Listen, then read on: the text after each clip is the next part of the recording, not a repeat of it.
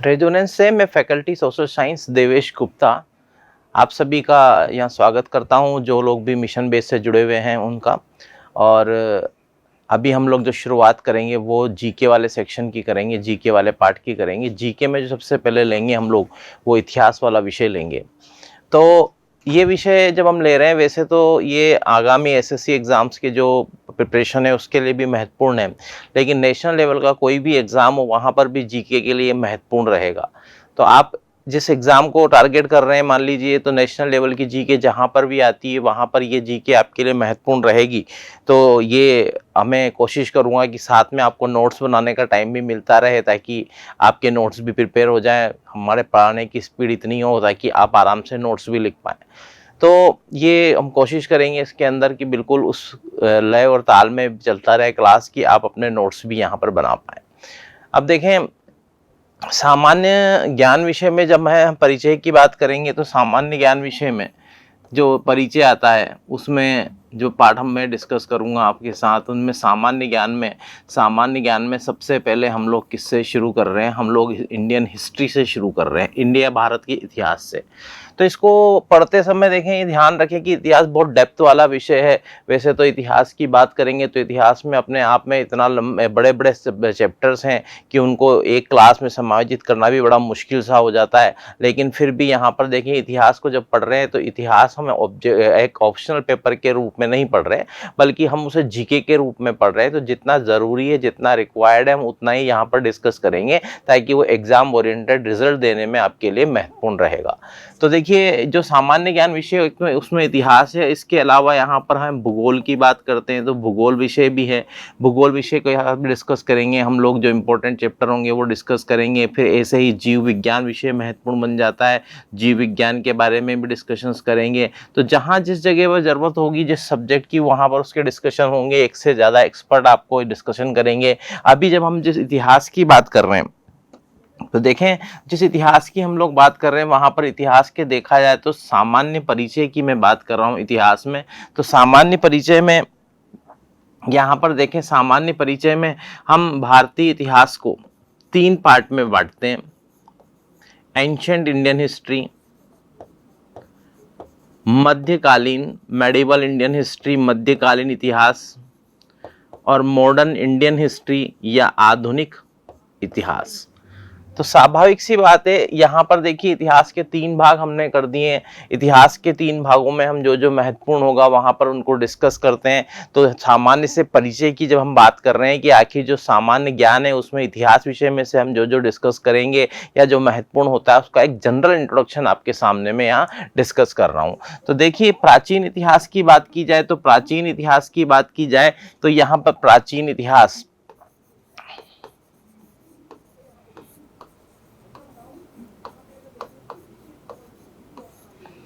तो जो प्राचीन इतिहास है उसमें सबसे पहले, जैसे फॉर एग्जांपल के लिए इंडस वैली सिविलाइजेशन, हम लोग इसको डिस्कस करते हैं। सिंधु घाटी सभ्यता को डिस्कस करते हैं। तो सिंधु घाटी सभ्यता के बारे में डिस्कशंस होंगे, हमारा एक बेसिक इंट्रोडक्शन ताकि हमें उसका मिल जाए। उसमें आने वाले क्वेश्चंस को हम डिस्कस करेंगे, उसके अंदर जो इंपॉर्टेंट पॉइंट्स हैं वो डिस्कस करेंगे, जिससे जीके लायक क्वेश्चन हमारे वहाँ पर तैयार हो जाए।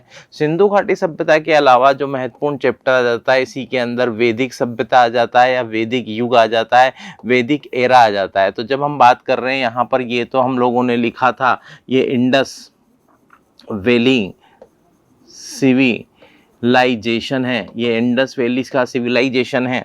और यहाँ पर बात कर रहे हैं तो हम लोग वैदिक एज की बात कर रहे हैं, वैदिक युग की बात कर रहे हैं, वैदिक एज की बात कर रहे हैं। इसी के अलावा एक ब्रीफ इंट्रोडक्शन वाले पार्ट में हम जैन धर्म और इसके अलावा बात करते हैं हम किसकी? बौद्ध धर्म की। तो जैनिज्म की बात की,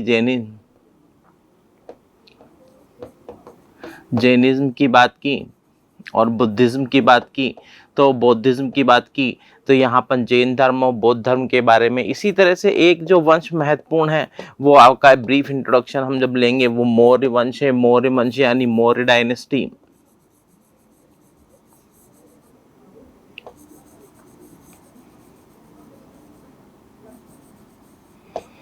इसके अलावा प्राचीन भारतीय इतिहास की जब बात करते हैं तो इसमें एक एम्पायर आ जाता है, जो आ जाएगा आपका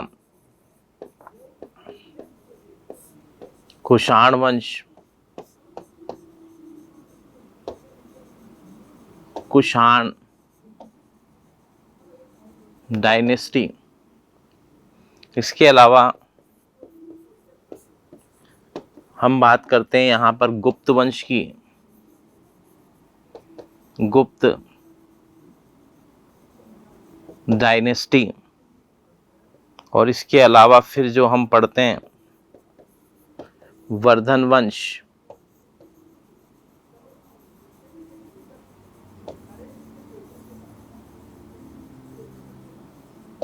तो ये आपका वर्धन डायनेस्टी।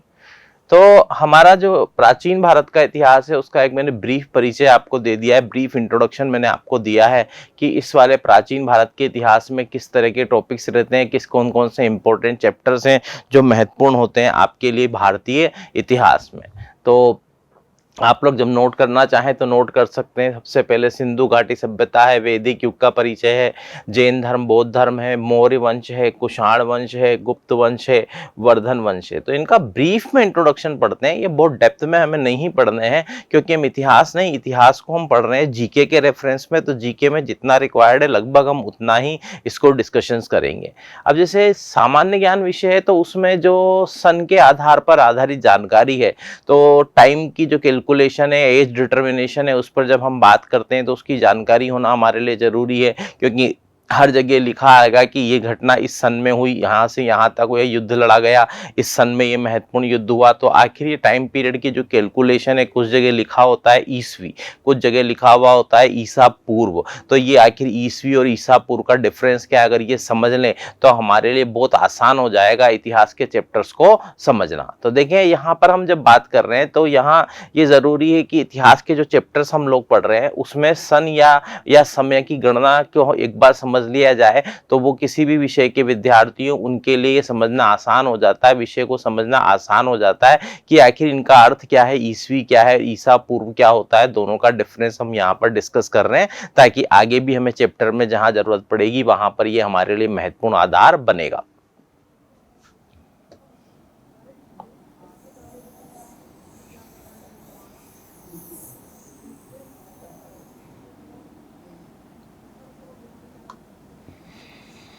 अब देखें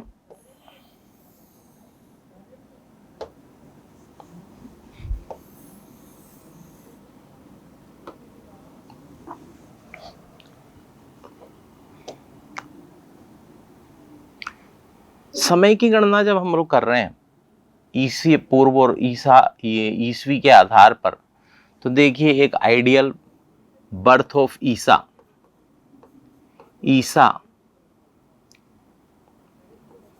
का जन्म, तो बर्थ ऑफ जीसस, ईसा के बर्थ को आइडियल मान लिया।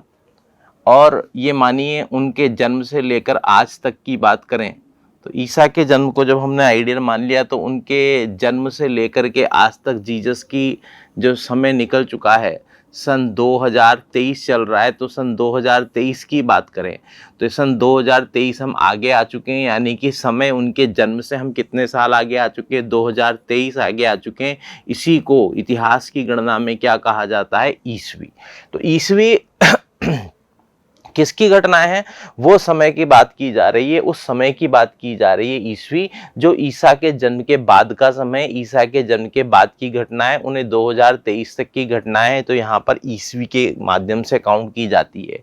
एन्नो डोमिनी इसीलिए इसको क्या कहा जाता है, एडीवी कहा जाता है। इंग्लिश में इसे हम क्या कह रहे हैं, एन्नो डोमिनी कह रहे हैं, यहाँ पर ईसवी कह रहे हैं, 2023 ईसवी। तो जो भी घटनाएं ईसा के जन्म की बाद की हैं उनकी टाइम कैलकुलेशन कैसे की जाती है, ईसवी के रूप में की जाती है, एन्नो डोमिनी के रूप में की जाती है।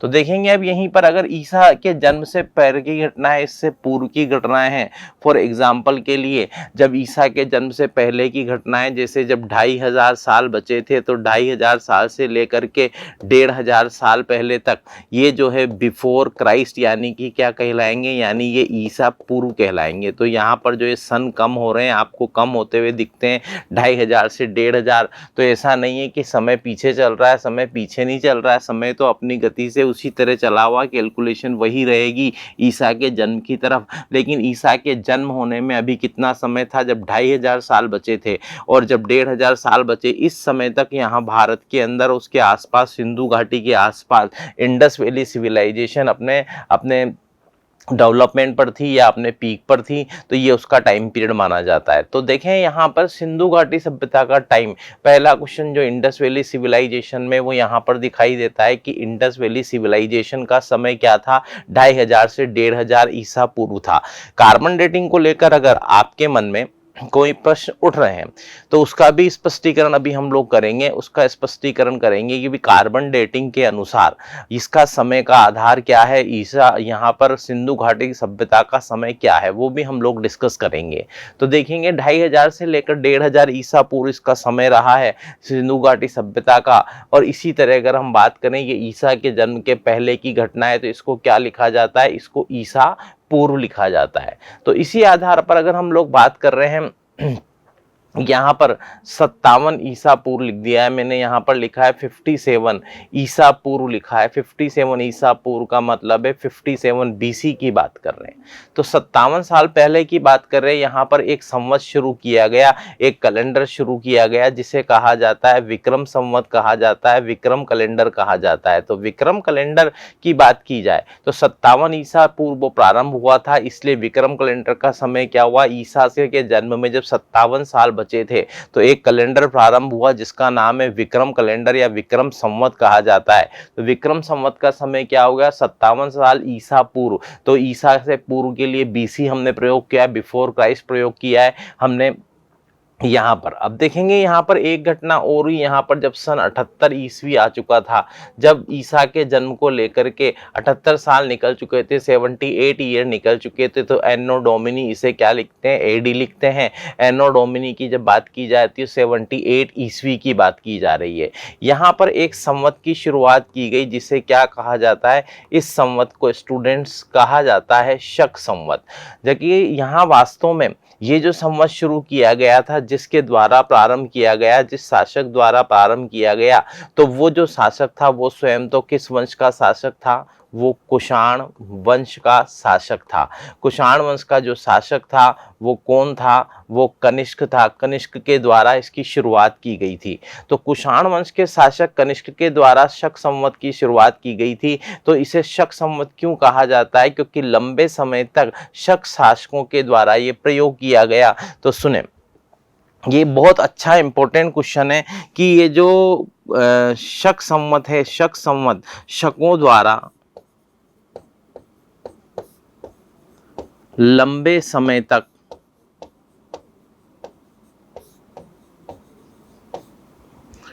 उपयोग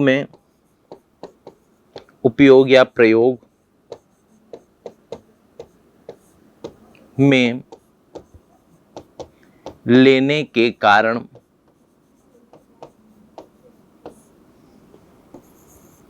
शक संवत नाम दिया गया। तो शक संवत को शक संवत क्यों कहा जाता है, तो आपके सामने आंसर है, शकों द्वारा लंबे समय तक प्रयोग किए जाने के कारण इसे शक संवत कहा गया। लेकिन वास्तव में इस शक संवत की जब बात की जाती है, शक संवत का जो प्रारंभ है, मैंने पहले एक बार और लिख दिया है यहाँ पर, शक संवत का जो प्रारंभ है वो किसके द्वारा किया गया था, कनिष्क के द्वारा किया गया था, जो कुषाण वंश का शासक था। अगर हम अब यहाँ पर देखें हम लोग 57 सालों का अंतर तो ये आता है। फिर यहाँ पर बात करते ईसा के जन्म की बात है। ईसा के जन्म के बाद 78 साल जब और निकले तो एक और नया संवत शुरू किया गया। अगर हम यहां पर देखें, बताइए, विक्रम संवत और शक संवत में कितने वर्षों का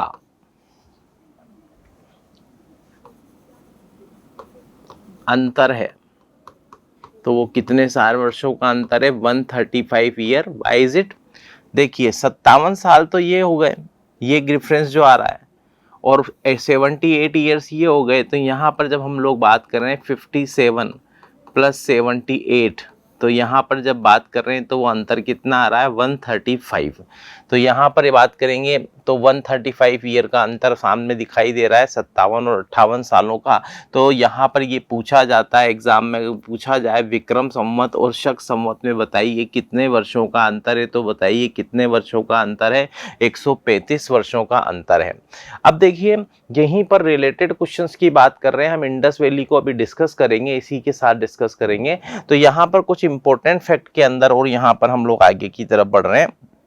यहाँ पर देखेंगे तो कुषाणों के द्वारा जो शक संवत का प्रारंभ किया गया, जो शक संवत का प्रारंभ किया गया, ये जो शक संवत है, शक संवत को ही अन्य नामों से भी जाना जाता है। शक संवत की इंपॉर्टेंस इसलिए ज़्यादा बढ़ जाती है क्योंकि देखिए स्वाभाविक सी बात है, वर्तमान में भी यह हमारा राष्ट्रीय पंचांग है। तो हमारा जो नेशनल कैलेंडर ऑफ इंडिया है वो कौन सा है, शक संवत है, न कि विक्रम संवत। विक्रम संवत की मान्यताएं हैं, धार्मिक आधार पर भी इसका है, हिंदू धर्म के अनुसार भी इसका अपना महत्व है। लेकिन अगर हम राष्ट्रीय कैलेंडर की बात करें, नेशनल कैलेंडर की बात करें, तो वो कौन सा कैलेंडर है, शक संवत हमारा राष्ट्रीय पंचांग है। राष्ट्रीय पंचांग, इस राष्ट्रीय पंचांग शक संवत को ही शकाब्द संवत कहा जाता है। तो शकाब्द संवत किसको कहा जाता है, शक संवत का अन्य नाम है। शक संवत को ही क्या कह दिया जाता है, शकाब्द संवत कहा जाता है। बताइए शाली वाहन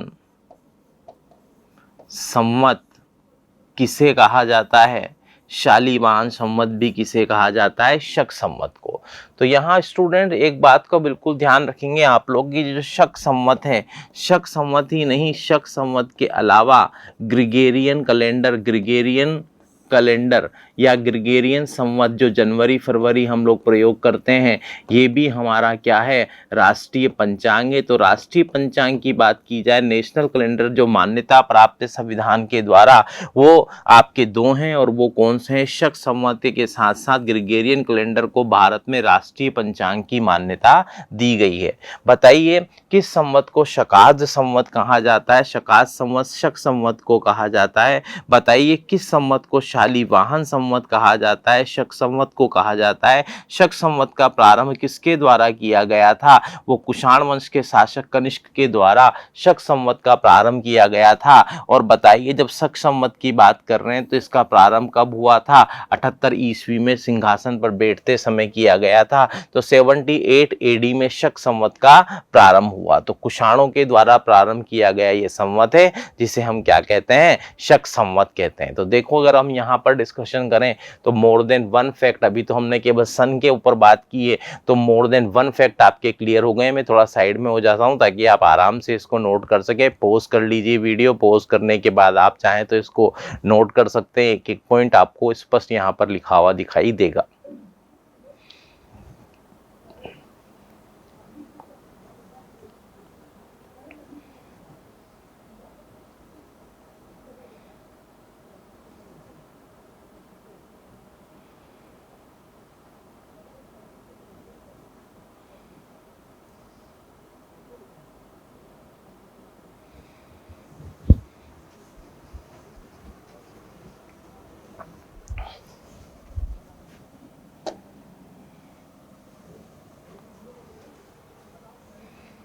देखें हम लोगों ने अभी जो इंट्रोडक्शन लिया उसमें एक इंट्रोडक्शन लिया है, अभी अभी हम लोगों ने शक संवत के बारे में पढ़ा। शक संवत के अलावा अभी अभी जो हम लोगों ने पढ़ा वो पढ़ा, अभी हमने विक्रम संवत के बारे में एक इंट्रोडक्शन ले लिया। जो विक्रम संवत है भारत में हम प्रयोग में कई बार लेते हैं, वो विक्रम संवत के बारे में पढ़ा। तो समय के आधार पर कैलेंडर का उद्देश्य था टाइम की कैलकुलेशन को समझाना। तो अब जहाँ कहीं पर भी आपको ये समय मिलेगा वहाँ पर आपको पता लग जाएगा कि भाई ये ईसा पूर्व और ईसवी का जो डिफरेंस है वो क्या होता है और किस आधार पर इनको मान्यताएं दी गई हैं। ये मेरा एक उद्देश्य था कि आपको बता दिया जाए। तो यहाँ पर ईसा पूर्व और ईसवी का डिफरेंस आपको मैंने बताया है। अब देखेंगे आगे बढ़ेंगे जब हम, तो इंडस वैली सिविलाइजेशन की बात करते हैं।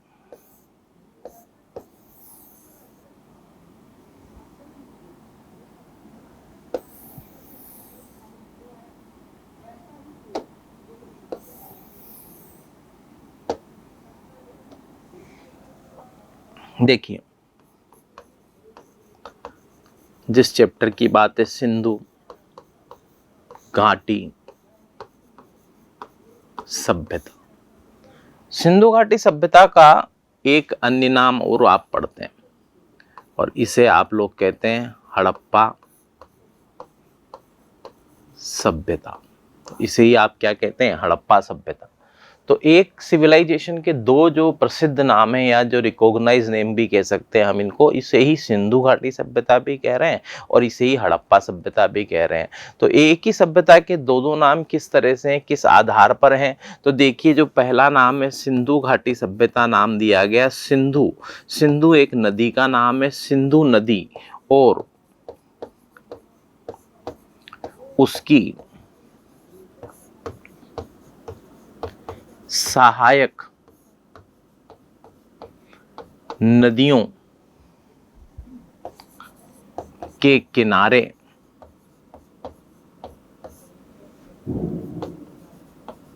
विकसित हुई।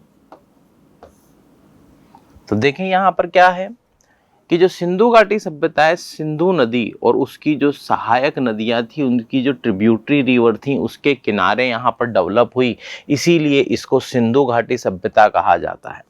और सिंधु सभ्यता में क्योंकि जो सबसे पहले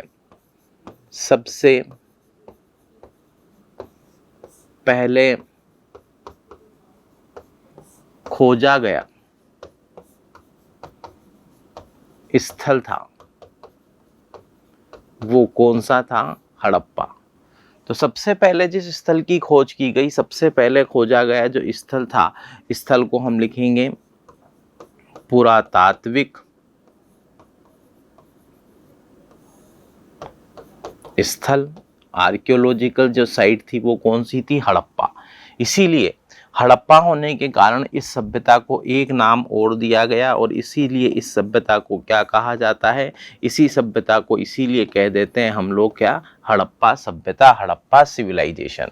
तो सबसे पहले जो डिस्कवर किया गया था, जो सबसे पहले खोजी गई थी, वो सभ्यता कौन सी थी? सबसे पहले खोजी गई जो सभ्यता थी वो इंडस वैली में या सिंधु घाटी सभ्यता में जो सबसे पहले स्थल खोजा गया वो हड़प्पा था, इसीलिए इसको हड़प्पा सभ्यता भी कहा जाता है। अब देखिए, यहाँ पर हड़प्पा सभ्यता में बहुत सारे फैक्ट्स पर बात होती है, तो हम आगे जब बढ़ा रहे हैं, स्थलों की बात चर्चा निकली है तो स्थलों के ऊपर बात कर रहे हैं हम लोग, इसकी खोज के संदर्भ में ही बात करेंगे यहाँ पर।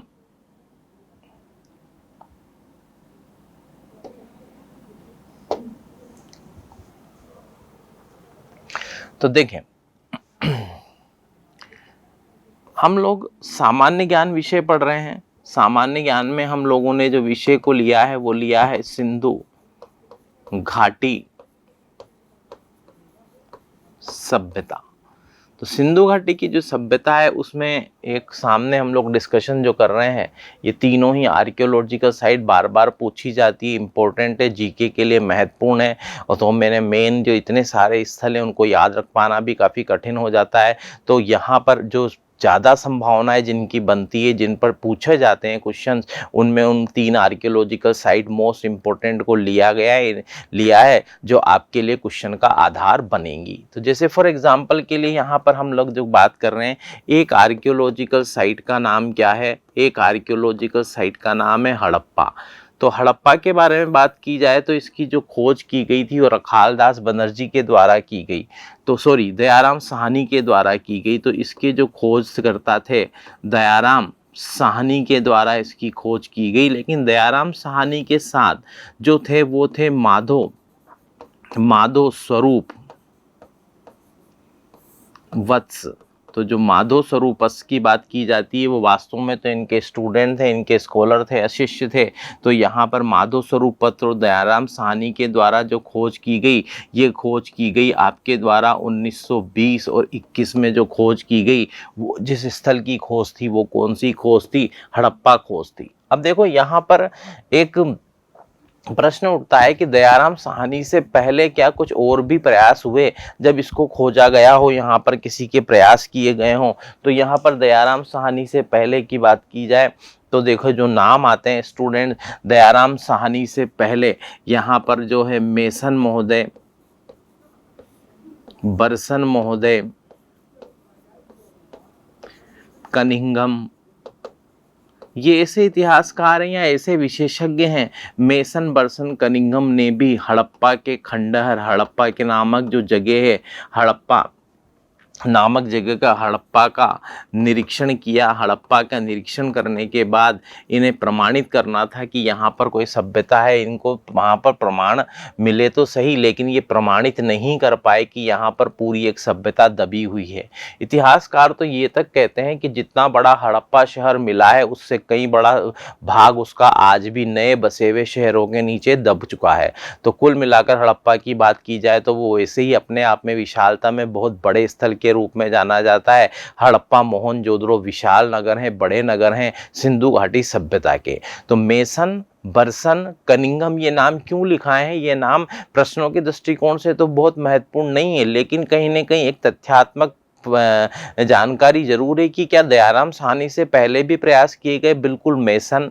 बर्सन और कनिंघम ये वो इतिहासकार हैं जिनके द्वारा पहले भी प्रयास किए गए यहाँ पर सभ्यता को ढूंढने के, पर उनको सफलता नहीं मिली। सबसे पहली सफलता जो मिलती है दयाराम साहनी को मिलती है 1920-21 में। उन्होंने यहाँ एक्सकेवेशन किया या खुदाई की, उनको जो सफलता मिल रही है यहाँ पर 1920-21 में जो प्रमाण दिए उन्होंने यहाँ पर। अब देखें यहाँ पर जो आता है कि सिंधु घाटी सभ्यता, यहाँ पर जो है किन नदियों के किनारे, तो मुख्य नाम तो सिंधु नदी का आता है, लेकिन यहाँ पर ध्यान रखेंगे रावी नदी जो सिंधु की सहायक नदी है, रावी नदी के किनारे। और मांटकुमेरी जिला, ये जो मांटकुमेरी जिला है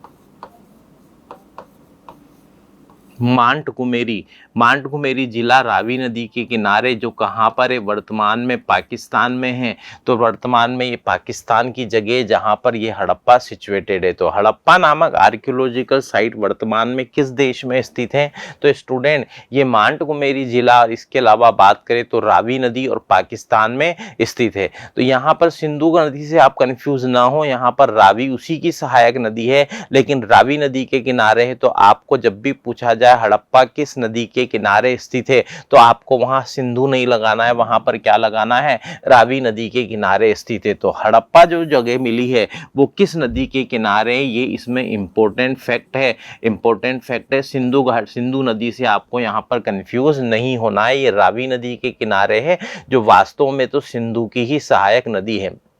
अब देखें यहाँ हड़प्पा की बात करें तो सबसे पहले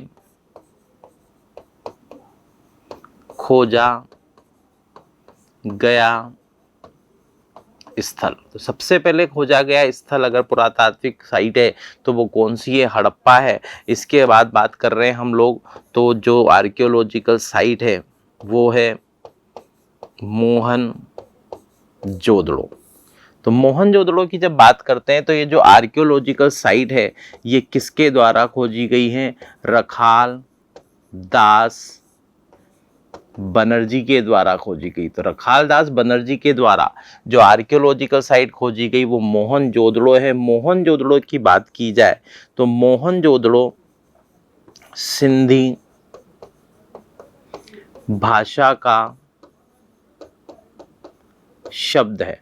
तो सिंधी भाषा का शब्द कौन सा है? मोहनजोदड़ो है। अब स्टूडेंट यहाँ पर ध्यान दें कि एक टीले में, एक माउंट के नीचे बहुत सारी डेड बॉडीज या कंकाल स्केलेटल मिले, ह्यूमन स्केलेटल मिले। तो इनको सबको ये माना गया कि निश्चित रूप से या तो कोई बाढ़ आई होगी या आर्यों का आक्रमण हुआ होगा कि इतने सारे शव एक जगह मिल पा रहे हैं, कोई जनसंहार हुआ होगा, कोई ऐसे प्रमाण तो मिले होंगे जिसके आधार पर ये संभावना व्यक्त की गई है। तो देखें स्टूडेंट यहाँ पर जब हम लोग बात कर रहे हैं तो आप आप इस बात को समझिएगा कि सिंधी भाषा का शब्द है मोहनजोदड़ो, और यहाँ इतनी सारी जो स्केलेटल मिले हैं, एक टीले में एक माउंट में जो मिले हैं, इसी के आधार पर एक साथ इतने सारे शव मिलने के कारण, डेड बॉडीज मिलने के कारण सिंधी भाषा में ये जो मोहनजोदड़ो को कहा गया है, मोहनजोदड़ो को कहा जाता है प्रेतों का शहर।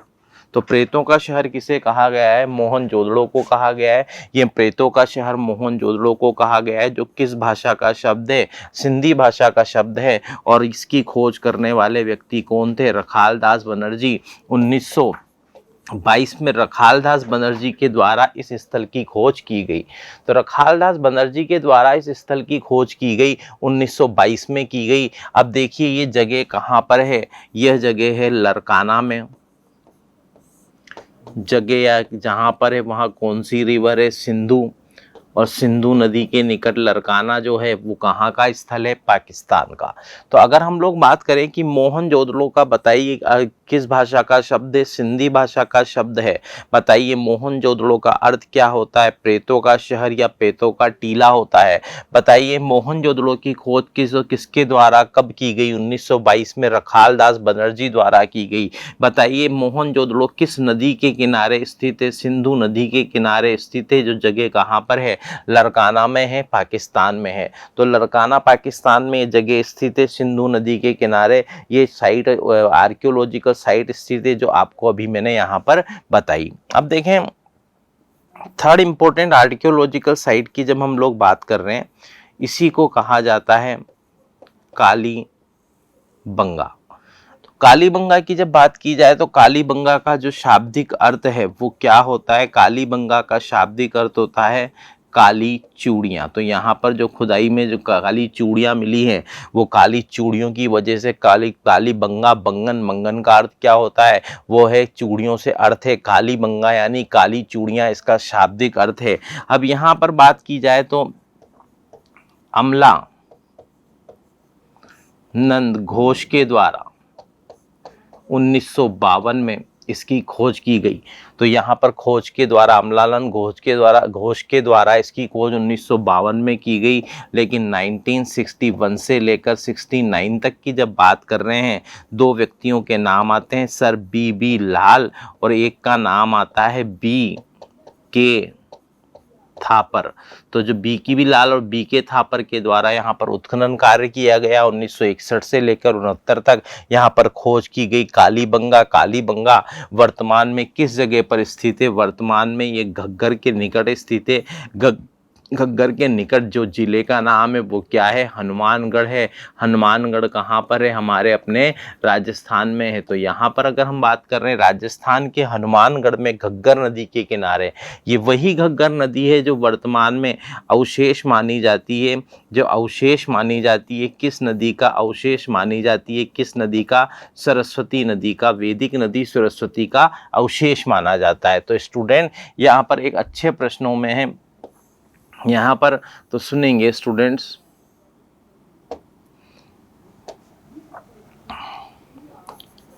घग्गर किस प्राचीन वैदिक नदी का अवशेष मानी जाती है? तो देखिए ये किस प्राचीन नदी का अवशेष मानी जाती है, यहाँ पर मैंने लिखाया हुआ है आपको, वैदिक नदी है सरस्वती। ये सरस्वती नदी का अवशेष मानी जाती है। तो आपके लिए एक बड़ा अच्छे महत्वपूर्ण प्रश्नों में से है। घग्गर राजस्थान हरियाणा में राजस्थान में स्थित है, और घग्गर नदी किस प्राचीन वैदिक नदी का अवशेष मानी जाती है? ये सरस्वती नदी का अवशेष मानी जाती है। हनुमानगढ़ राजस्थान में घग्गर नदी के किनारे एक आर्कियोलॉजिकल साइट कालीबंगा स्थित है। कालीबंगा का अर्थ क्या होता है? काली चूड़ियाँ, जिसकी खोज 1952 में की गई। तो देखिए यहाँ पर तीनों आर्कियोलॉजिकल साइट्स पर हम लोगों ने डिस्कस किया है। इन तीनों को हम लोगों ने पढ़ा है। मोर देन वन फैक्ट हम लोगों ने यहाँ पर डिस्कस किए हैं इस आर्कियोलॉजिकल साइट्स के बारे में, सिंधु घाटी सभ्यता के बारे में। तो ये इसके महत्वपूर्ण आर्कियोलॉजिकल साइट्स थी जिन पर हम लोगों ने अभी डिस्कस किया। आगे बढ़ेंगे।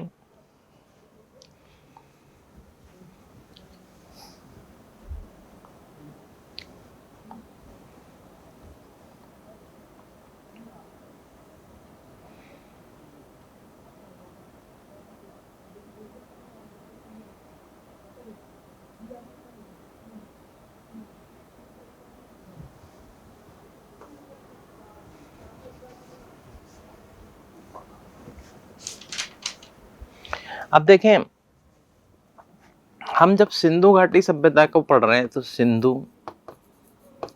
घाटी सभ्यता की शुरुआत में मैंने चैप्टर की शुरुआत में एक क्वेश्चन लिखाया कि इसका समय 2500 से 1500 ईसा पूर्व माना जाता है।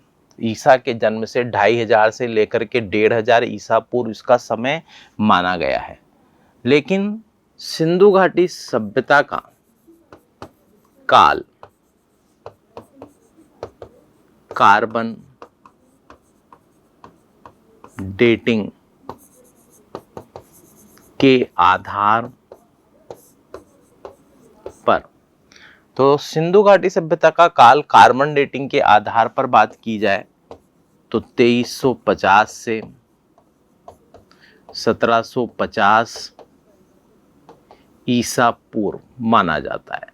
तो आपका, अब मैंने एक फैक्ट तो पहले आपको 2500 से 1500 ईसा पूर्व लिखा दिया, अब दूसरा फैक्ट मैं आपको लिखवा रहा हूं तो वो कुछ कार्बन डेटिंग के अनुसार है। तो ध्यान रखें, जब तक प्रश्न में कार्बन डेटिंग नहीं दिया जाए तब तक आपको कार्बन डेटिंग का ईयर टिक नहीं करना है। सामान्य काल पूछा जाता है जो यही है 2500 से लेकर 1500 ईसा पूर्व।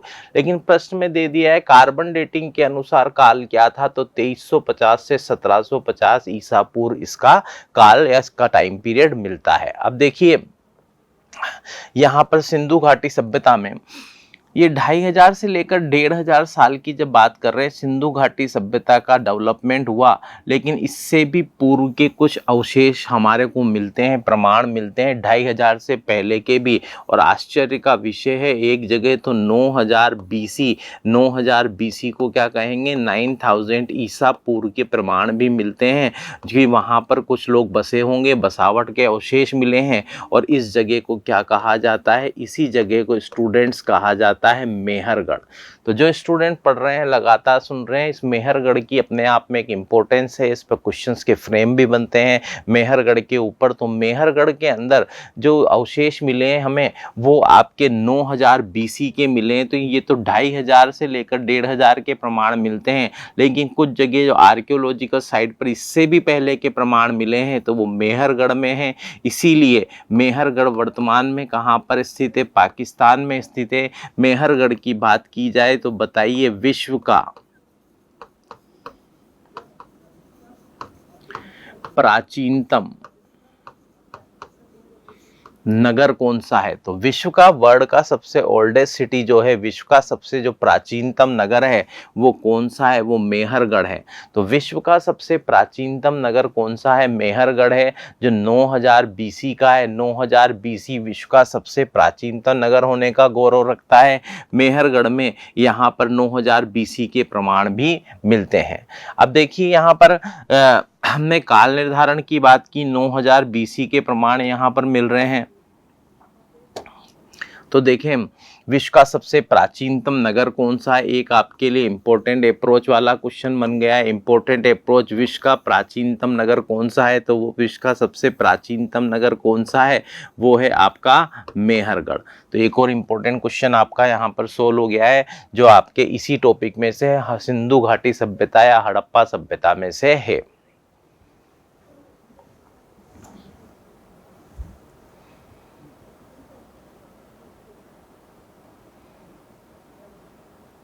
तीनों पॉइंट आपकी नोटबुक में आप लोग नोट कर लीजिए।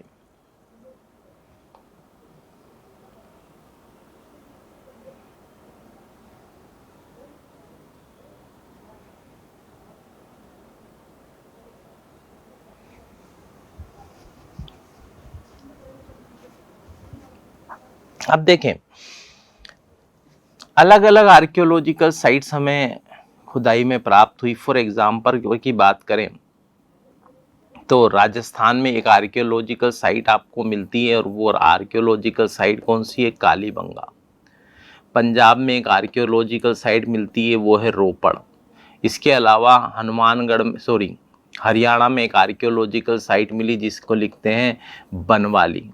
तो यहाँ पर एक से ज़्यादा आर्कियोलॉजिकल साइट की बात करें, फॉर एग्जांपल आपका हड़प्पा तो है ही है, मोहनजोदड़ो है, मोहनजोदड़ो आर्कियोलॉजिकल साइट मिली, सुतकेंटाडोर, चंदूहड़ो, एक से ज़्यादा आपकी आर्कियोलॉजिकल साइट। गुजरात की बात करें तो लोथल आर्कियोलॉजिकल साइट। तो एक से ज़्यादा आर्कियोलॉजिकल साइट्स यहाँ पर मिली।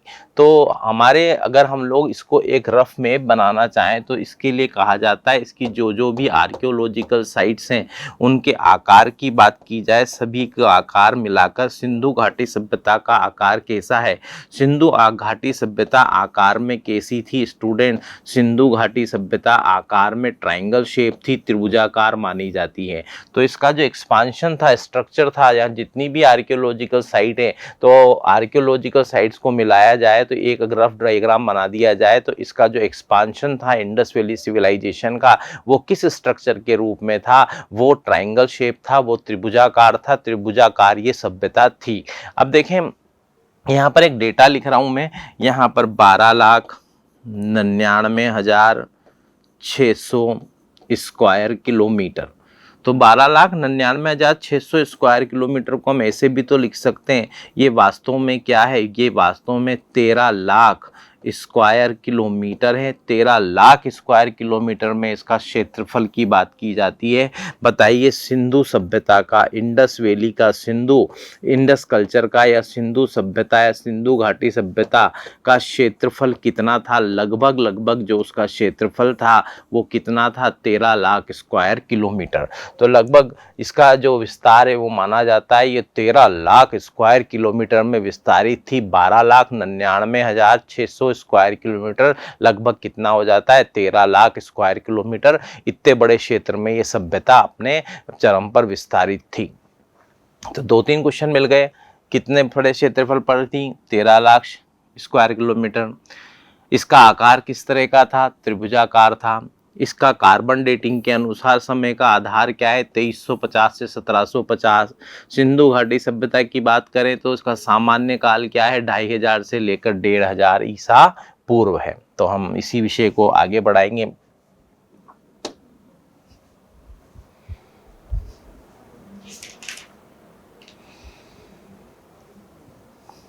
अब देखिए यहां पर जब नगर नियोजन की बात की जाती है, नगर नियोजन का मतलब होता है सिटी प्लानिंग। सिटी की जब प्लानिंग की जाती है तो यहाँ बड़ा महत्वपूर्ण फैक्ट आता है, जो सड़कें हैं, सड़कें एक दूसरे को 90 डिग्री एंगल समकोण पर काटती थी। तो कुल मिलाकर एक दूसरे को 90 डिग्री पर काटने वाली सड़कें। तो अच्छी सिटी प्लानिंग की बात की जा रही है। सड़कों की बात की जाए तो प्रायः तो मिट्टी की होती थी, पर केवल कुछ स्थान पर ही इनको पक्का करने के प्रमाण मिलते हैं। अब यहाँ पर देखो, जो मकान बनाने के लिए प्रयोग किसका किया जाता था? ईंटों का प्रयोग किया जाता था। तो मकान बनाने के लिए जो ईंटों का प्रयोग किया जाता था, मकान में ईंटें बनाने के लिए, ईंटों को जोड़ने के लिए किसका प्रयोग किया जाता था? जिप्सम का प्रयोग किया जाता था। लेकिन कुछ जगहों पर आपको लिखा मिलेगा कि वो सेल खड़ी का प्रयोग किया जाता था। सेल खड़ी ही क्या है? सेल खड़ी को ही क्या कह रहे हैं? जिप्सम कह रहे हैं। तो कुल मिलाकर के मकान की ईंटें जोड़ने के लिए जिनका प्रयोग किया जाता था वो रॉ मटेरियल, या वो मटेरियल कौन सा था? वो जिप्सम था। जिप्सम को ही आप क्या कहते हैं? सेल खड़ी कहते हैं। तो सिंधु घाटी सभ्यता में किस पदार्थ से ईंटें जोड़ी जाती थी? सिंधु घाटी सभ्यता में जिप्सम से। जिप्सम का अर्थ है सेल खड़ी से ईंटों को जोड़ा जाता था। तो ईंटों को जोड़ने के लिए सेल खड़ी का प्रयोग किया जाता था सिंधु घाटी सभ्यता में। तो हम लोगों ने इसको डिस्कशन किया। सिंधु घाटी सभ्यता में मकान में जो विशेषताएं उसमें देखेंगे, जो मकान बनाए जाते थे, मकान में कुआं होता था, मकान में रसोई घर होता था, स्नानागार होता था, इसके अलावा शौचालय होता था और एक बीच में बड़ा आंगन, तो कोर्टयार्ड, ये भी होता था। तो कुल मिलाकर मकानों में कुएं पाए गए, रसोई घर पाए गए, स्नानागार, शौचालय और आंगन भी होता था। कुओं की जब बात की जाती है तो देखो स्वाभाविक सी बात है, नदियों के किनारे के स्थल थे, कम गहराई पर पानी मिल जाता होगा। कुएं खोदने के लिए धरातल की स्ट्रक्चर ऐसी थी कि कुएं आसानी से खुद जाते होंगे। ये सब कारण थे जिनके कारण वहाँ कुएं काफ़ी संख्या में खोदे गए होंगे। तो पानी की तो व्यवस्था अच्छी खासी थी। तो अगर यहाँ देखा जाए कुओं के संदर्भ में सबसे अधिक कुएं किस नगर में पाए गए? तो जो आपका आंसर है वो आपके सामने है। आपका जो आंसर है वो जगह कौन सी है? मोहनजोदड़ो। वो मोहनजोदड़ो नामक जगह है जहां सर्वाधिक संख्या में कुएं पाए गए। इसीलिए मोहनजोदड़ो में सर्वाधिक संख्या में सबसे अधिक कुएं होने के कारण बताइए किस नगर को कुओं का नगर या कुओं का शहर कहा जाता है? वो किसे कहा जाता है? मोहनजोदड़ो को कहा जाता है। तो कुओं का नगर या कुओं का शहर किसे कहा जाता है? मोहनजोदड़ो को कहा जाता है। इसी विषय को कल हम आगे बढ़ाएंगे नेक्स्ट क्लास के अंदर, इसको देखेंगे, इसके और मेन फैक्ट आगे हम डिस्कस करेंगे। आप सभी को प्रतियोगी परीक्षाओं के लिए बहुत बहुत शुभकामनाएं।